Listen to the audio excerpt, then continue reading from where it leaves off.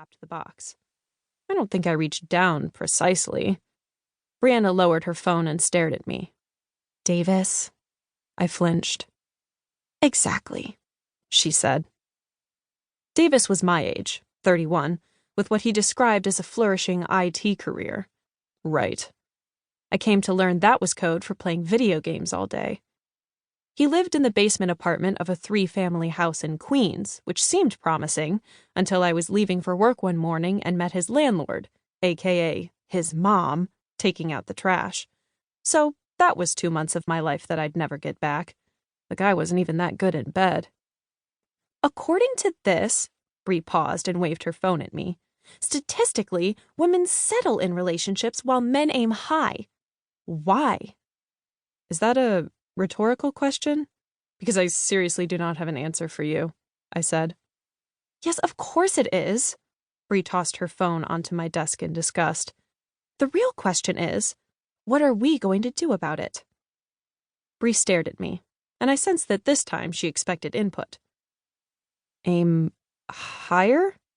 Yes! She pointed at me with both index fingers. Exactly that. We have to go for men who are successful, smart, confident, kind. You know, our very own Prince Charmings. Yeah, no.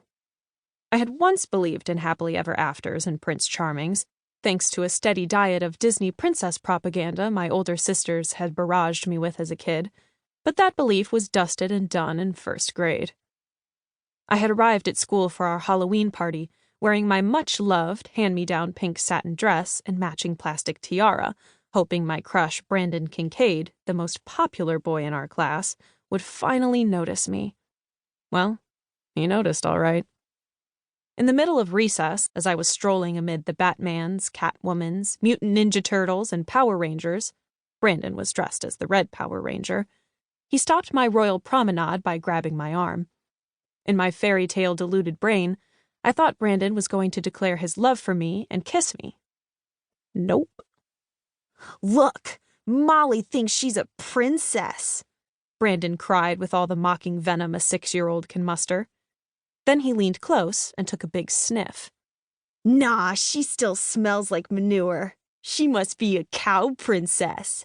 Moo! In a matter of seconds, he had the entire class laughing and mooing at me. I wanted to die.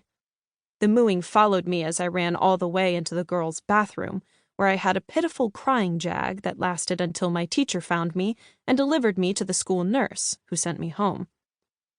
Brandon was the only child of affluent dentists, while I was the middle of 7 children of a dairy farmer and a high school teacher. We lived on completely different socioeconomic planets, and it was my first lesson in elitism and privilege. From that moment on, I despised the whole royal peasant love angle. It was simply too far-fetched, and one of the many reasons I'd given up on fairy tales and happily ever afters. As for Bree's proposition, I had absolutely no idea how aiming high might work when I couldn't even meet a decent guy in a city full of single men, never mind a prince. Plus, I really, really, really just wanted to get back to the book in the box on my desk. Sounds like a plan, I said. I used my best wrap-it-up voice, but sadly she didn't budge from her seat. Ugh. That's what we need, isn't it? Bree asked as if I'd said something inspired. A plan. Sure, I nodded. And since you're in the education department and I'm in charge of the objects, why don't you come up with a PowerPoint to illustrate exactly how we're going to do that? Molly Graham, are you trying to get rid of me?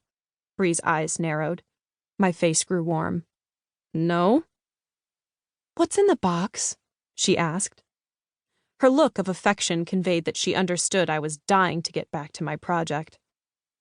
A first edition of Sense and Sensibility for the new Austin exhibit, I said. I gently raised the top of the box. Inside was the first volume of 3.